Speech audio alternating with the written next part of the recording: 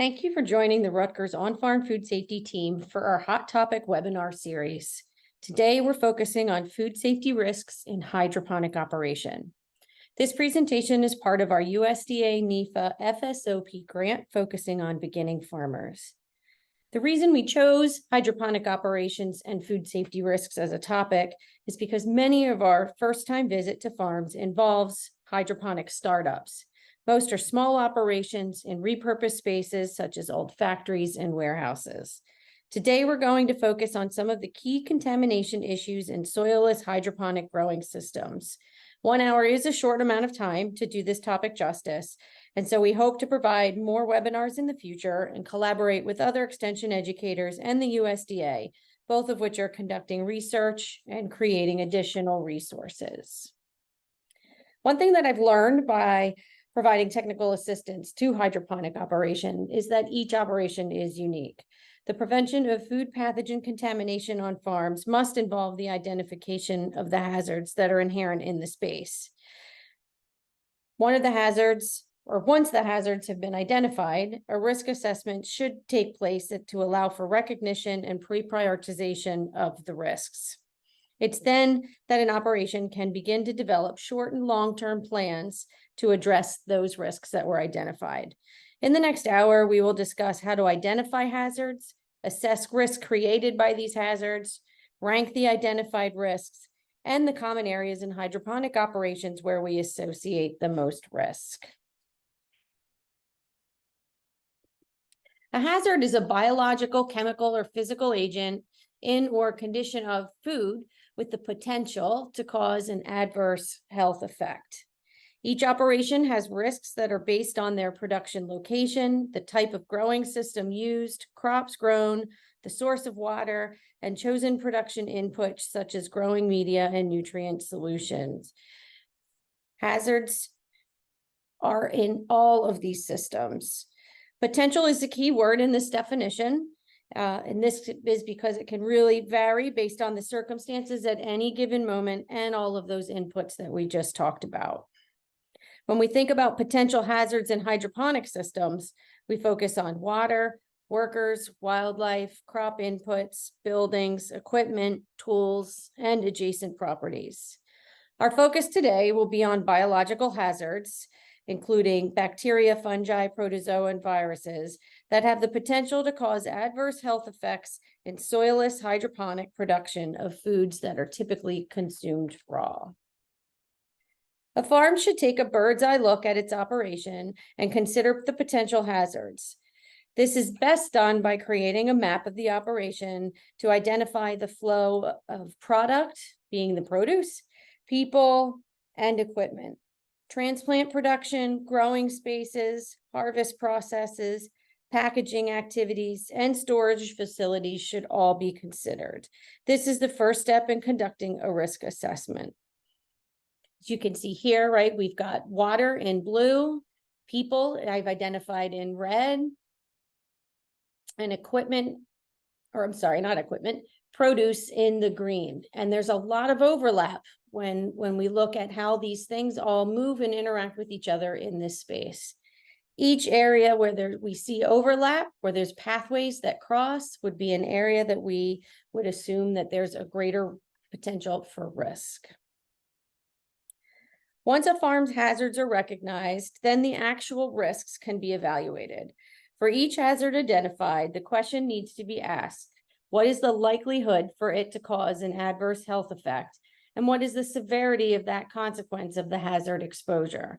The answers to these two questions will inform the potential for an adverse health effect and the development of preventive practices that you should be implementing.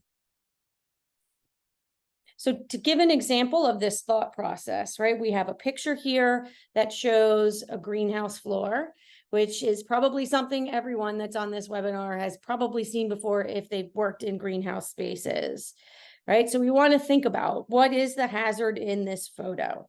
So here we're creating a hypothetical situation, and the hazard, right, is the algal growth and the biofilm that's on this floor. It's a continually wet floor allowing for this biological growth, right? And so we know, right, we've got an environment here that's conducive to this growth. We know that this is an environment that if a human pathogen were to come into this space, it would allow this pathogen not just to survive, but likely to reproduce, creating, right, a small problem and turning it into a larger problem. So next, right, we've identified that there is a hazard in this space with this biological growth that's not being inhibited. And we need to think about what is the likelihood that this situation would occur. For this hypothetical situation, we're going to say it's pretty likely that areas of the floor are going to stay wet, and that this is a regular issue in certain spots for this hydroponic operation. Next, we need to think about what is the likelihood that a human pathogen could find its way into this space. So here I'm going to say that's pretty likely, right? We know we have workers traveling through this area, right? We've got foot traffic. We've got equipment carts with wheels rolling through that space. We have hoses that are being used that are drug along the floor and coming through this space, as well as any wildlife that could get in here, right? Just thinking specifically about rodents in this space. So the likelihood of a pathogen coming into this space would be almost certain, right? We know that this is an ongoing issue with moisture in this space, and all of those pathways that come through this make that risk of pretty, the risk of that potential for contamination there to be pretty good. So next, we want to think about the potential consequences, right? So if we have a human pathogen that enters into this particular space, it's allowed to grow and survive, right? What are the consequences of that, right? Some people will say, well, that's not a food contact surface, right? We're growing lettuce in this greenhouse. That's not going to come in contact with the floor. But my counter to that is this is adjacent to those production spaces. And because of all of those things coming into that area that have the potential to bring a pathogen into this space, all of those things also have the potential to carry that pathogen from this space to production areas, onto the food contact surfaces, right, into the water, right? So say there are water reservoirs here, or we've got a pond growing system. Right, all of these are concerns for contamination, and our goal is to prevent that risk of that. So, right, we know that there's a risk here, and we're going to say, because it's not on the food contact surfaces itself, we'll be kind and adjust it as a moderate consequence. So then when we try to decide, all right, what is the likelihood and the potential consequence, and then how do we make decisions based on this information? Right, we've got to really think about that. Oops, sorry. And so here we've got a scale. This came from Chana Rock at University of Arizona. I like visual things, so this I borrowed from her because I think it's a great way to really visualize how do I prioritize this risk response that I'm now going to do.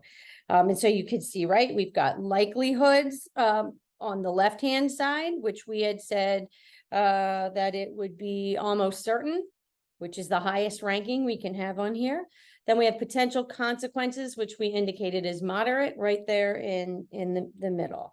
And so you could see we've got a very high risk response here. So this really helps us know, all right, this is something that's going to be high up on my priority list to figure out what am I going to do to prevent this issue, and rather than having to deal with the fallout if I don't do anything about it.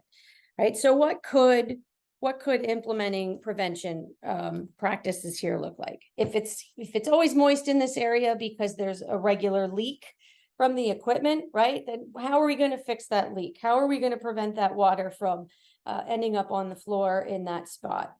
If it's something that isn't fixable as a leak, right, but moisture keeps finding its way here, then maybe the response could be having a squeegee that stays in this area, and you've designated responsibilities and trained staff appropriately so that way they know at how many times a day are they going to come through and squeegee this.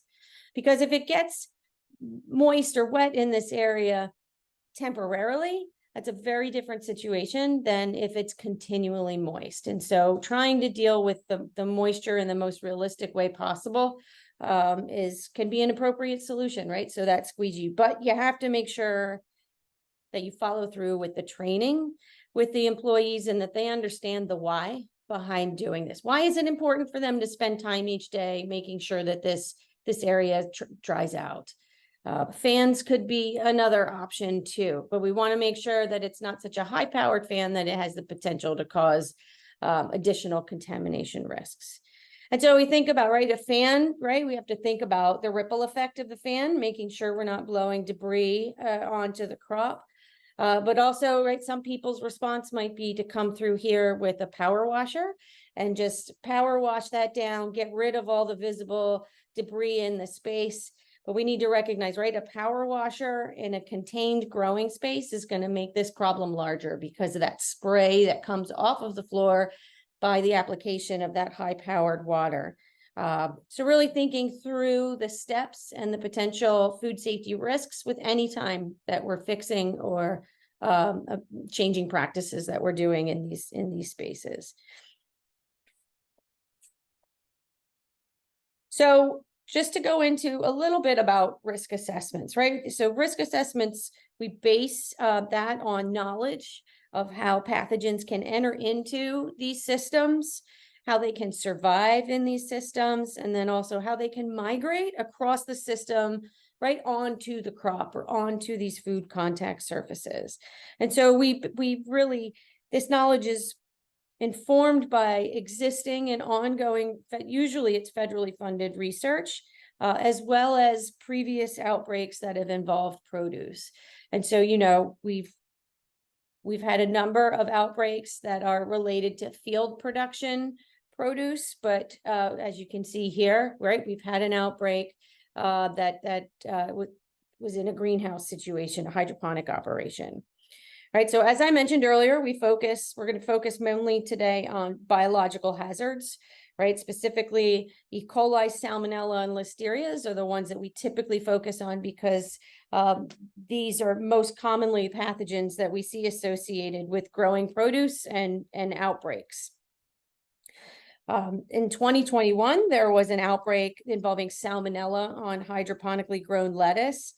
So this was an outbreak that the FDA investigated. In this case, the hydroponic lettuce was grown on rafts in a pond system, and the Salmonella, while the Salmonella that was involved in the outbreak was not found within the growing system, it was found in a retention basin 25 feet from the greenhouses. And so that's what makes these investigations difficult, right? You don't always find the direct connection to the produce itself.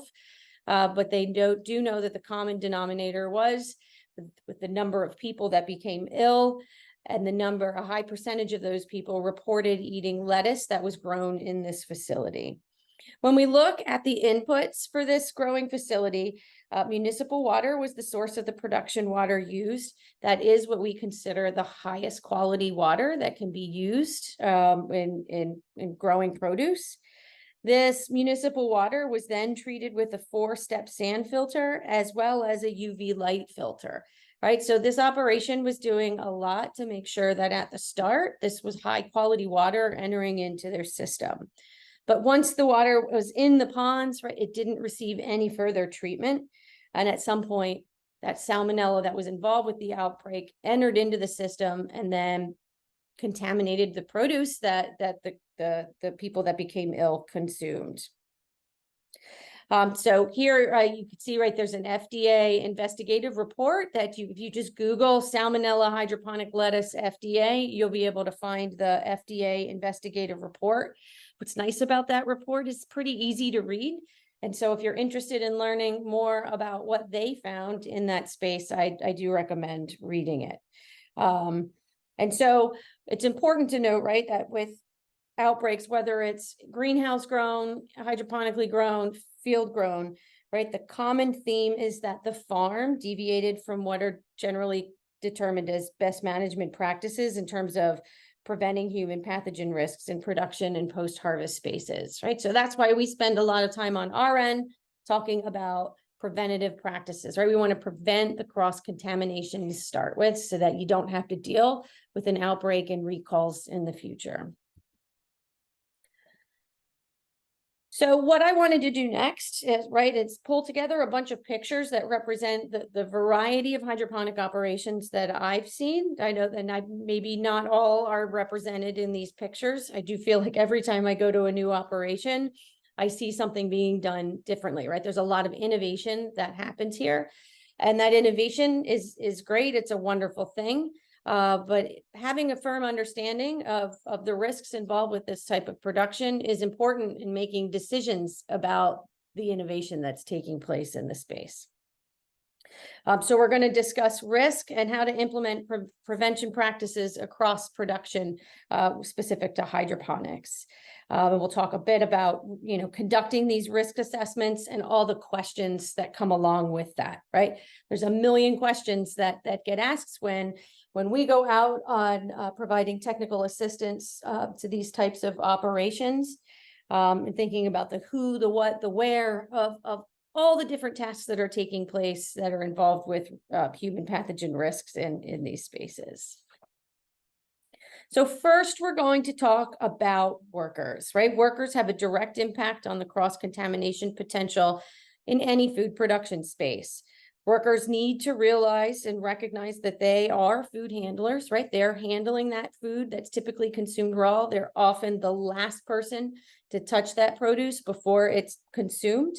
And so that should place high value on their potential to contaminate produce with the work that they're doing, whether it's crop production, whether it's harvesting, whether it's packing, right? There's risk involved in all of those activities. Right. And so thinking about workers and the importance of training workers, recognizing that they might have different personal health and hygiene standards, different expectations about what's appropriate, different abilities or comfort in communicating about risks that they see in the production space. And so ensuring, right, that we're training all of these people about expectations, how to do things, and the why behind it is critical to preventing risks in the space. And when we think about workers, right, we're often thinking about people that are paid to be in the space, but we also want to consider family members, others that are, coming into this production space. We might have family members that are doing that. You might have school tours or others that come in to learn more about what you're doing. Produce buyers themselves, auditors, extension folks, right? Think of who's coming into this space and what's the minimum amount of information they need to have so that they don't become a potential risk for you.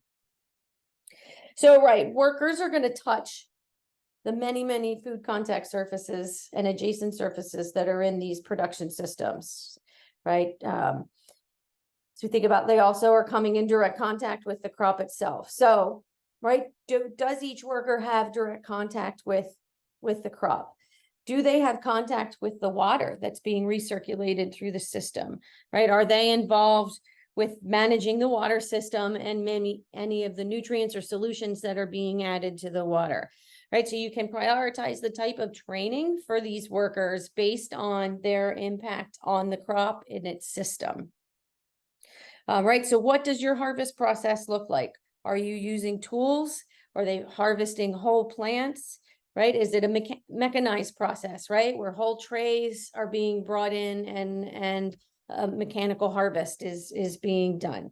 All of these things will impact the type of training workers get and what is actually making up the training that they're receiving. Thinking too about the packing process and the way that workers are handling that, handling the crop itself. Are there proper protocols in place to encourage health and hygiene standards for workers? Do you have signage up to remind them of that? Right, and again, going back to the map, right, evaluate how are workers moving through the space. How are they impacting flow of the crop as well as equipment? And those high traffic areas are where we're really going to focus on prioritizing the potential for risk and these production or prevention practices. So training is going to be a necessary component for workers in these spaces and should involve everyone at the operation who comes in contact with produce and food contact surfaces specifically. Right, then think about the others that are coming into that space, right? This is where maybe signage is helpful or a short conversation, right? So training can look different based on the worker and their impact with the crop. Right, and there are a number of pre-recorded health and hygiene trainings available. It used to be the DVDs from the Produce Safety Alliance. That's now available on their YouTube channel. It's available in English and Spanish, at least online. I know several other languages are available to order from Cornell directly. And that video is a great starting point for health and hygiene. But it's important, right? Every operation is going to be different. The preventive practices in each operation is going to be different, and therefore the worker training is going to look a little bit different for each. So if you're just relying on that 15-minute Cornell worker health and hygiene video for your training, it's a good start, but it's not enough, right? So really think about what else do they need to be trained on, and how is that going to happen? It's important for workers to understand what the risks are in the growing system that they're involved with, and understand how cross-contamination can occur, right? So that should be part of your training, so that way they can be part of your line of defense to prevent cross-contamination. Certainly needs to focus on their own personal health and hygiene, anything specific to production where risk is involved, as well as harvesting and post-harvest activities. Another important conversation to have with workers is your expectations for them in terms of communicating risks that they see to you. How do you want them to communicate with you? Are there certain tasks that they can just fix themselves? Do you want to know about that? Or are there certain levels, right, of when they need to get a supervisor involved? So really thinking through the realities of the risks that are involved. How often are they going to happen? And what type of empowerment do you want to do with your workers? Because in the end, it makes your life easier. If they're well-trained and capable to resolving issues that they see, that could mean less work for you, or less decisions for you to make.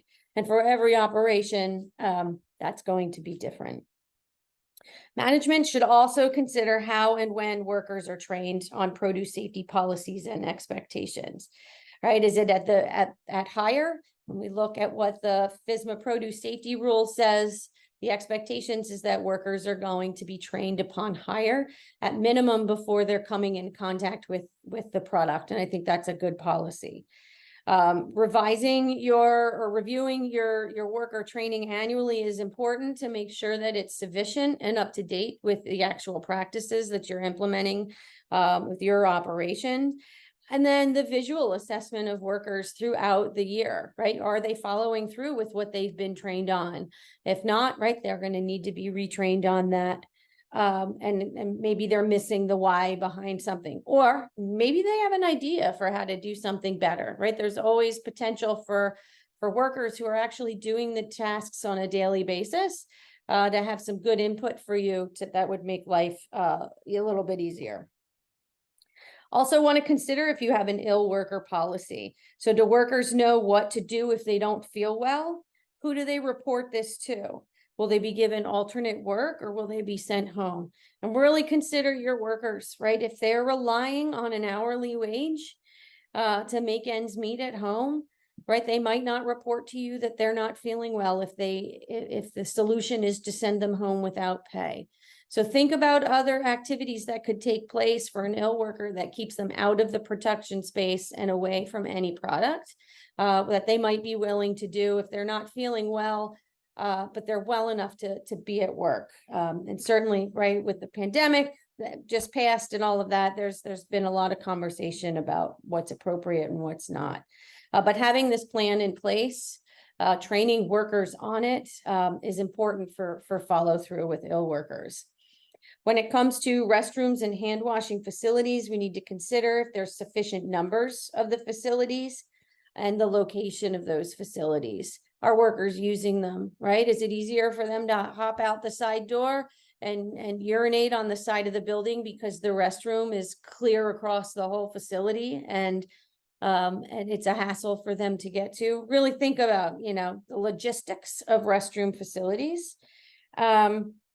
As well as, right, with these facilities, how often are they serviced and restocked, and who's doing that, right? Who's been delegated that particular task, and are they being supported sufficiently with that work?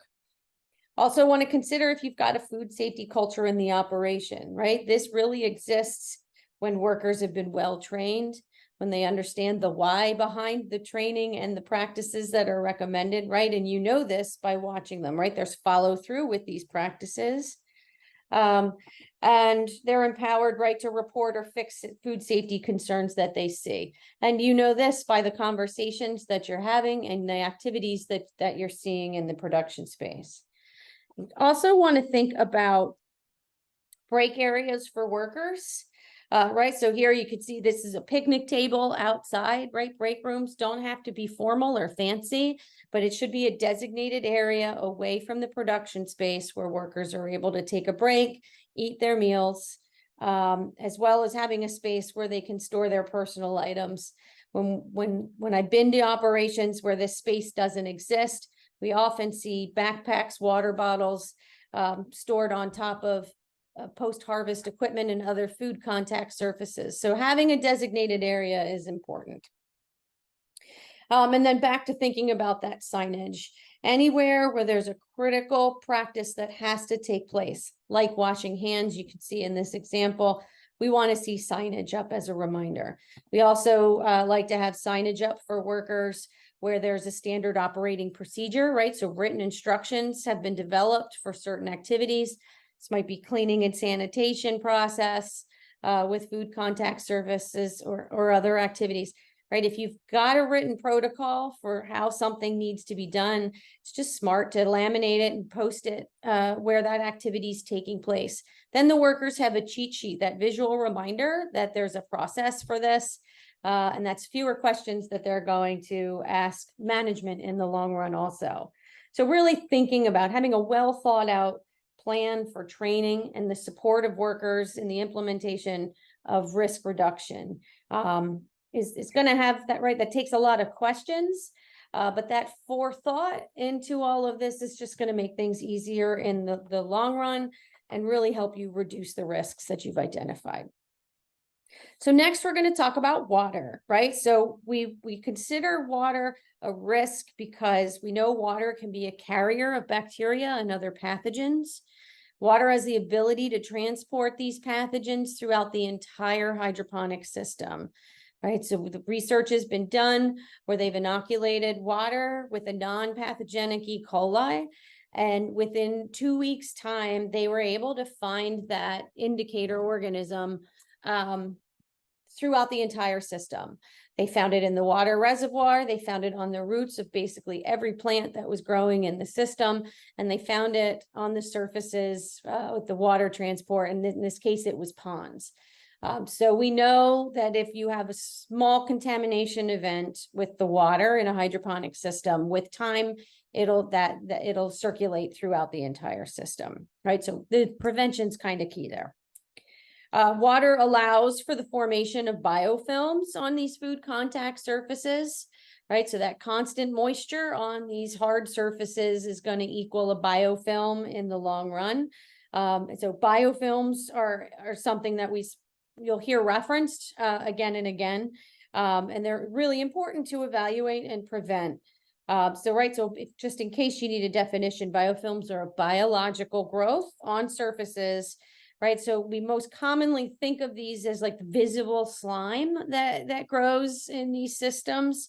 But biofilms can also, right, they start out small, and at the beginning, they can be a non-visible layer that's formed on the surfaces. And so it's only after a certain amount of time that you get that really visible growth. So that's why when we'll talk later about cleaning and sanitizing, we talk a lot about scrubbing, because that really helps dislodge and remove biofilms on surfaces, right? So it doesn't matter, right? If it's a visible biofilm or a non-visible biofilm, right? These can harbor pathogens. And so, right, it can serve as a food source, but it also serves as an anchoring and harborage point for pathogens. When we have biofilms in these systems, they impact how effective a sanitizer will be. So whether it's like in a hydroponic system or on a packing table, biofilms just get in the way of the efficacy of sanitizers. So then we're talking about a perception that you have an appropriately cleaned and sanitized surface when you don't because of that biofilm, as well as, right, we're wasting money and time by cleaning and sanitizing these surfaces when we can't actually sanitize them because of the biofilm that's there. So you'll see part of our 4-step process is really about trying to remove the biofilm. So, right, the one really common theme in hydroponic systems, right, is the reliance on water in the production space. And so your system design can really create some unique challenges in reducing risk for human pathogen contamination. So we'll start with ponds. Ponds I commonly see when I go out and do site visits. And so one of the issues that we see with ponds, right, is the likelihood of those outer growing plants on the rafts to touch the water during growing and then also during the harvest process. So I often hear from growers that they will remove the affected leaves prior to packing, but usually harvest and packing doesn't take place at the same time that the leaves came in contact with the water. And so it becomes difficult for the workers to truly know what leaves have come in contact with the water and should be removed. And so it's just kind of, I feel like a constant battle with how do you keep these plants, how do you make the most of your growing space without allowing leaves to come in contact with the water. The harvesting issue, right, is when we're lifting up those rafts and the roots are dangling down below, they're removed from the water, they're dripping a lot of water off of them. And lifting up these rafts can be a little bit awkward. And so trying to keep water from splashing or dripping directly onto the other crops is very difficult. And so, right, we've got production water that's typically not treated in a way that's going to reduce the potential for human pathogens. And then it's coming in direct contact with produce that's going to be consumed raw. And so that's something that we spend a lot of time talking about one-on-one with growers. And we're looking for more guidance to come out in the future about this. Also, I have to think about that water dripping onto the floor and other food contact surfaces. So this is a good example of how we can have cross-contamination of spaces in the production area because of water. Right, so an upside to the pond system is that it's easier to remove the water from the system and clean and sanitize the pond itself and its surfaces right in place. You don't have to necessarily take anything apart, right? Once you've removed all the rafts, you've removed the water, you have access to most of those surfaces in there, and it's a little bit easier to clean and sanitize than when we compare that with other types of growing systems.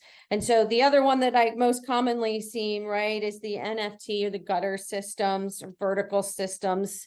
And so, right, this is where we tend to see a lot of algal growth, right, those biofilms within those gutter systems. And so it becomes difficult to see what's going on in there mid-production, as well as managing all of that growth once the crop has been harvested and you're moving on to another part. Right, so it always involves, right, if you want to properly clean and sanitize this, it will involve dismantling the system, having an appropriate space to be able to do the cleaning and sanitizing without causing risk to the crop that's still growing in that space. And because of the accessibility issues for cleaning and sanitizing, right, we know that these biofilms can form out of line of sight and often out of reach, right, serving as a reservoir for pathogens if they're in that system. Also see a lot of tables and trays, right? These are also can be more accessible to manage, a little bit easier to clean and sanitize. But we often see power washers being used indoors. And again, right, a power washer can make a small problem a large one by causing contamination through those fine water droplets that get sprayed when they're being used. Lastly, we have picture here, right, we've got a below ground reservoir, right? Water reservoirs are necessary for hydroponic systems. But many of the below ground reservoirs that I've seen, like how would you even begin to get in there to clean and sanitize? And so that all depends on the design of the system. But we know, right, biofilms are going to form in there. We're going to have a potential reservoir for human pathogens in these areas. And so this is where operations need to take a really close look and come up with a plan for how are they going to handle management of these reservoirs when we think about risk for human pathogens. Right, again, everyone is going to be different and have its own set of risks, and that's going to result in varying appropriate responses for the space. And then, right, I just want to talk about water treatments to control pathogen growth, right? It's complicated because we know that there can be negative interactions between sanitizers and plant growth. There's been some research by universities that show this, particularly, I believe it was with chlorine.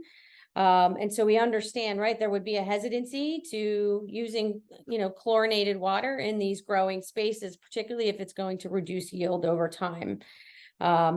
And so there just are a lot of factors that go into decision making with this. We're lacking research for a lot of this information that would be helpful for you in making decisions. And when we find ourselves in that situation, right, then it just leads to confusion. So we do know that there's more work being done that's evaluating sanitizers, including peroxyacetic acid. I did find some information, right, where I see that hypochlorous acid is one that's being used for control of plant pathogens, but it doesn't look like it's labeled for use with human pathogens. And so hopefully there'll be some more work done with that can help inform decisions for water treatments. But I think like the most common treatments that I see being used in these spaces are sand or volcanic filters that have been paired with UV light systems. And so, right, so this is a good starting point, but then we look back to that outbreak with the Salmonella in 2021, and that just really showed, right, you can have very high quality water coming into a pond system, but that doesn't stop contamination from happening later on, where we've got, that pathogen ending up on the food that's going to be consumed. So I'm looking forward to reading more about the research that's being done now and the grants that are being funded by the USDA. And hopefully that all translates to more information and clear and concise resources for you to make decisions. I didn't want to talk about water without also talking briefly about living produce, right? So produce that's being packaged with the roots still attached.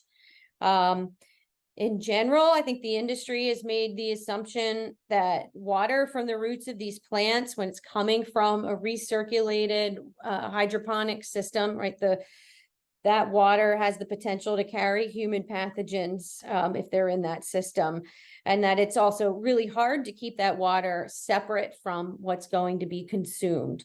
And so there has been some initial research. It's been on a very small scale. But basically that research was showing those assumptions to be true. We expect to see a lot more research being done with this because it's going to vary on a whole bunch of different things. And so it's hard from one study to say definitively about something. And we also see, right, that packaging is starting to evolve with this. So anytime that you see packaging that really would separate the roots, particularly on the left-hand side from that head of lettuce, would be ideal compared to where it's just going into one package and it's a free-for-all as it gets jostled around, right? That water is really going to find its way onto the leaves. And so thinking too about, when water is incorporated into the packaging, particularly with the basil, if you're buyers of this product, right, if they're retail sales, they're holding on to it for a little while, right? They're going to be adding water to that packaging after the water that you put in there is being used up. I would encourage you to have a conversation with your buyers about what does that process look like, and just making sure that in most cases, I would think municipal water would be used, but just talking through that would be peace of mind for you. So when we think about best practices for water, right? We want to make sure that we're conducting risk assessments. These are really the foundation of all the preventive practices that you're putting into place, and recognizing, right, that the research, we're really starting to see more and more research that shows when pathogens find their way into the system in one area, it's only a matter of time before that pathogen can be, if you were to sample enough places, you'd find it basically everywhere in the system. I do want to point out that, when the research has been done looking at pathogens in these systems, and we talk about pathogens on the produce, that this is on the surface of the produce. It has not been shown that these pathogens will be taken up into the process, right? Produce.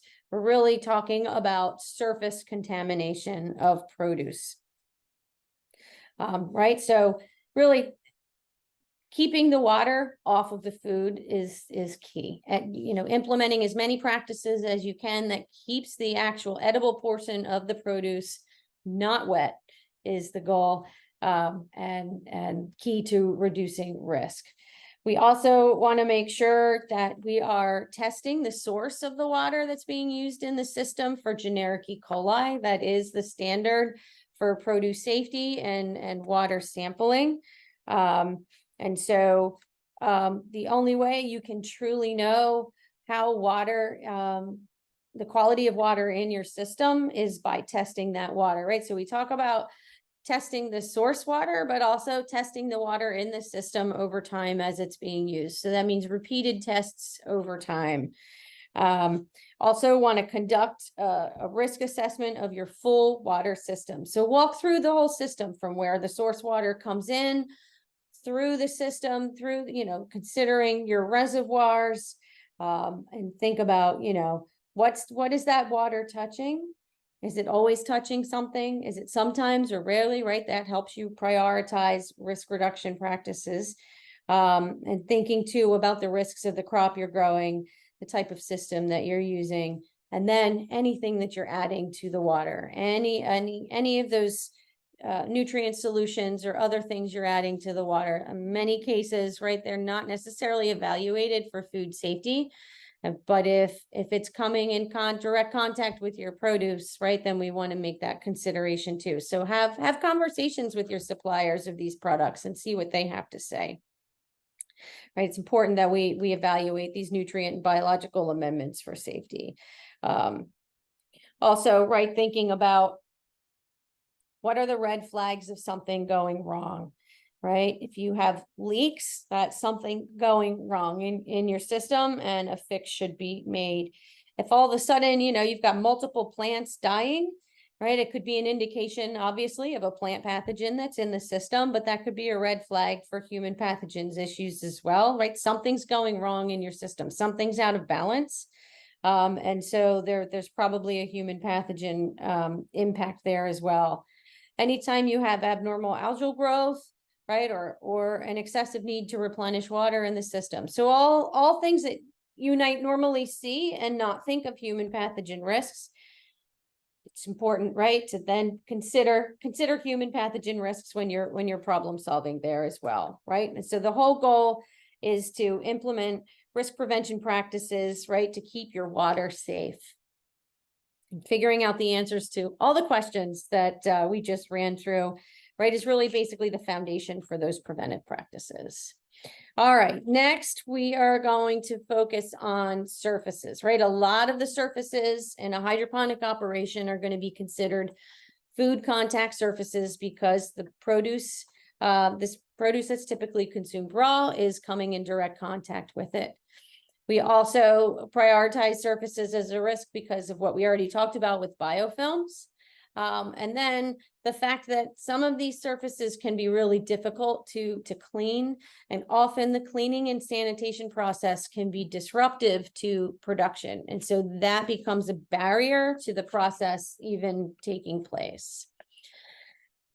So we really want to be able to, as a first step, identify the food contact surfaces in the hydroponic system, right? So going back to that map, right? Thinking about that bird's eye view, where is that product traveling, right? That can really help you identify your food contact surfaces. Right, so some examples of these surfaces, right, could be your NFT growing gutters or systems, trays, tables, towers, rafts if they're used in pond system, the growing media itself, tubing, right, tubes going everywhere, usually produce is coming in contact with them, the water, and then also we want to consider workers' hands. And so just really thinking about your operation, walking through at the height of production can really help you determine visually where your food contact surfaces are. And so once food contact surfaces have been identified, right, the next step is to really evaluate your current cleaning and sanitation process, as well as the timing. So when is that happening, or how often is that happening? And based on everything that we've talked about today, right, then you should be able to have a gut feeling on, is that sufficient, or is this an area where improvements needed? If you've had a FSMA produce safety rule inspection, or you've had a third-party audit because a buyer required it, then you already know, right? None of these things are going to tell you exactly how often this cleaning and sanitation needs to take place. But the question that you really have to answer is the process that you're using effective at preventing human pathogen contamination? And that's going to be based on your system and the environment that you're producing in. So we'll run through this 4-step process quickly. So it starts off here. We've got a scrub brush, and we've got a hose with water, right? And so the goal is just to clean off all visible debris with the brush and clean water. So we want to try to get a pretty visibly clean, or as much as possible visibly clean surface before we introduce the detergent. So step 2 is using a detergent according to the label instructions. And you can see, right, we've got a more serious scrub brush in this picture. And right, we're using that detergent to break down the organic matter that's on the surface. And we're really using that scrub brush to dislodge any of the organic matter that's adhered to the surface, including biofilms that may be forming.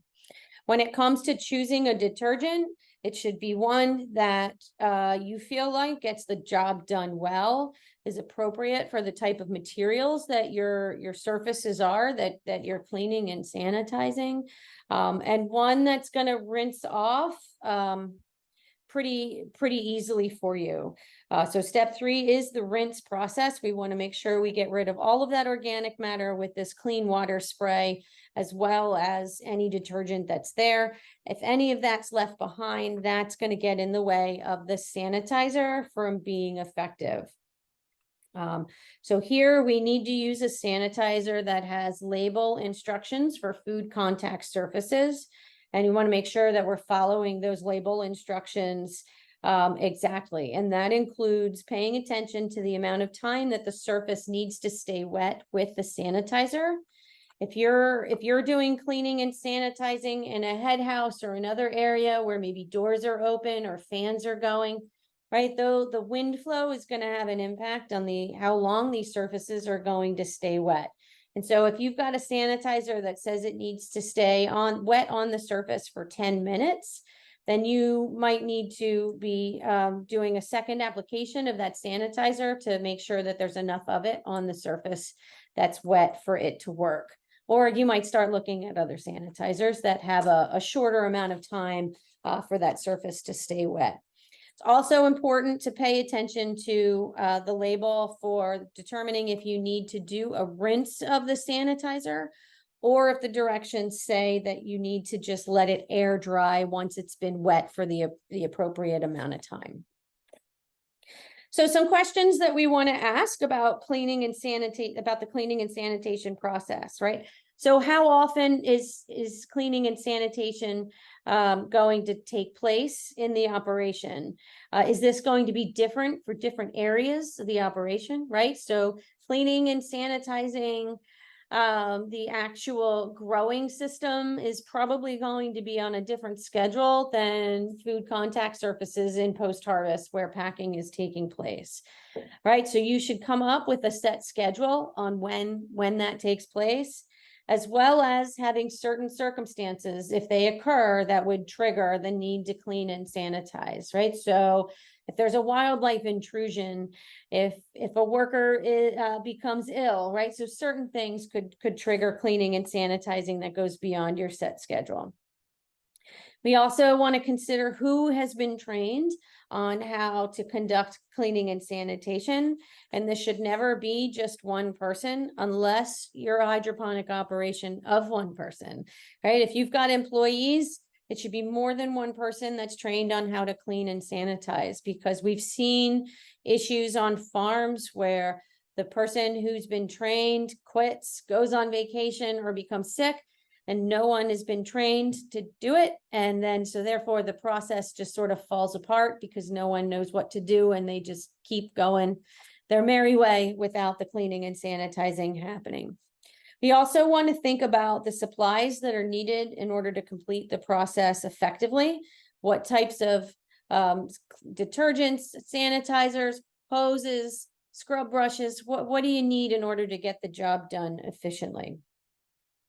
And so it's important, right, for management to support the staff in order for cleaning and sanitation to be done. So supporting them in terms of making sure you have ample supplies that are available, and backup supplies if something runs out or breaks, as well as giving them ample time to be able to complete the process. You don't want this process to be rushed, right? Because as we talked about, the actual 4-step process with scrubbing, as well as that wet time on the surface, is important for this to actually be effective. It's also important, if you're purchasing new equipment, consider how you're going to be able to take apart that equipment to be able to clean and sanitize it. Oftentimes still, right, manufacturers aren't fluent in this language of needing to be able to clean and sanitize on a regular basis, thinking about the ergonomics for the employees that are doing this. So right when you're in the process of purchasing something, have your own considerations about it, but also have conversations with the manufacturer or the seller about all of these things too. It's a great way also to learn more about the equipment that you're purchasing. So some best practices, right? We talked about identify all food contact surfaces from seeding to packing in the space.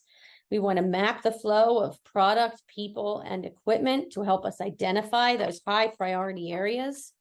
We want to consider cleaning and sanitizing potential when buying new equipment. We want to make sure that when we're cleaning and sanitizing, we're implementing that 4-step process. We want to train workers on how to complete this process, as well as the why behind it, the doing it this way. And then we want to prioritize cleaning zones based on food contact surfaces and their proximity to interactions with workers, water, and wildlife. Okay, so we also need to consider crop inputs, right? So thinking about growing media, seeds, nutrient, water treatments, right? These are impacting the produce itself, as well as our food contact surfaces, right? So we want to think about, what are we using as our growing media, right? Is it coming in individual cubes, or, right, do we have to amend it in any way before we use it? So if you have to cut rock wool or oasis, right, what does that process look like? Right, they're going to be food contact surfaces, so we want that process of preparing the growing media to have some integrity to it too when it comes to risk prevention. Are we reusing any materials in this space, right? If so, how are we cleaning and sanitizing them? Can they even be cleaned and sanitized? Where are we storing them when they're not in use? When it comes to nutrient solutions or water stabilizers and conditioners, any other raw materials, right? Where are we getting them from? Are we getting any certificate of analysis from the supplier on that? Are they even able to talk to you about human pathogen risks with these products? My guess is probably in most cases no, but somebody's got to start this conversation with them, right? Because ultimately, right? You might have an audit or a FSMA inspection in your future. These are going to be conversations that you're going to have with the auditor or the inspector. And then just thinking, right, you're spending money on this stuff. You should be able to find out some basic information about it. Right, any of these things, we want to think about where are we storing them?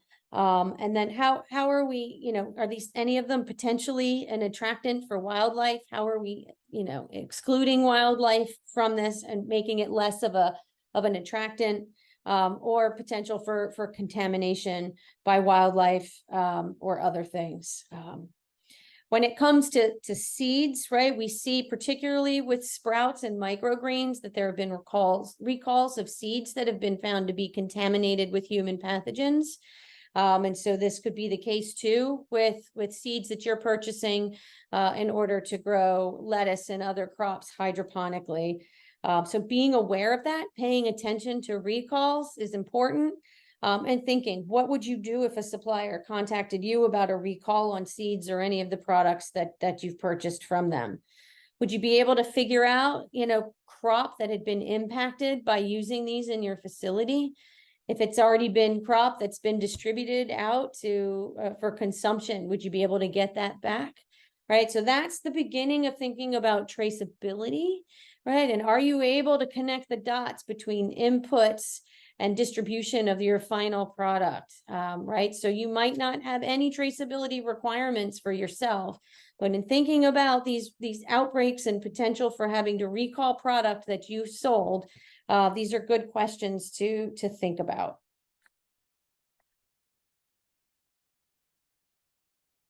All right, on to wildlife, right? So I know the general thought, right, is that greenhouse, when you grow in a greenhouse, the risk is so much less because you're not outgrowing in a field. But we know that greenhouses aren't perfect at eliminating wildlife, and so we need to talk about that. Right, so we need to think about what wildlife finds its way into your production space.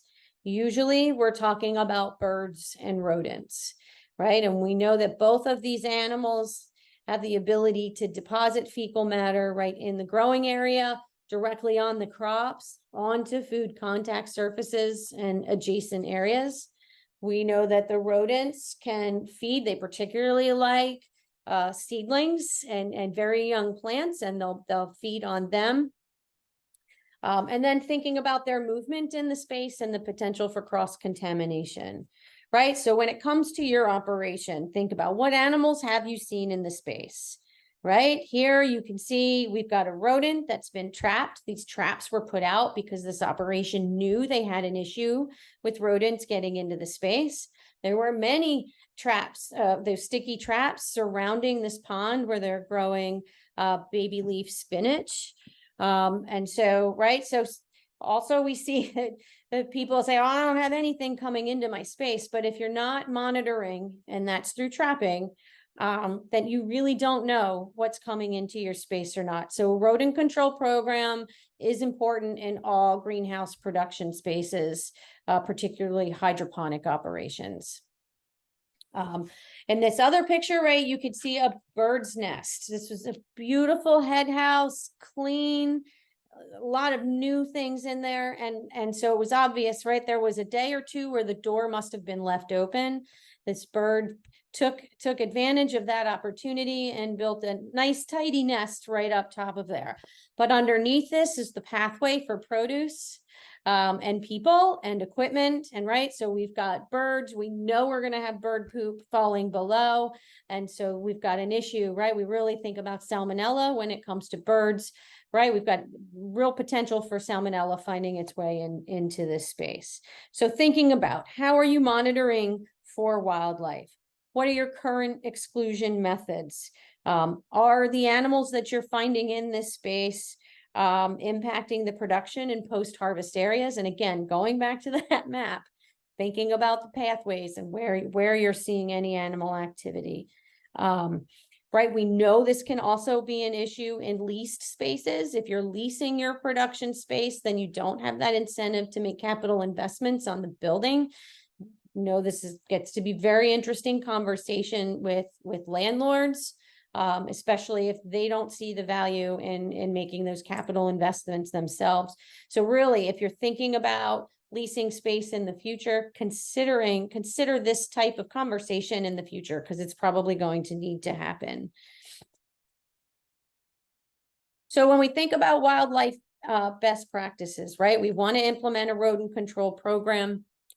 We want to make sure, right, so we're talking about traps, whether it's kill traps or capture where you have to remove them. We do not want any bait traps in the production space.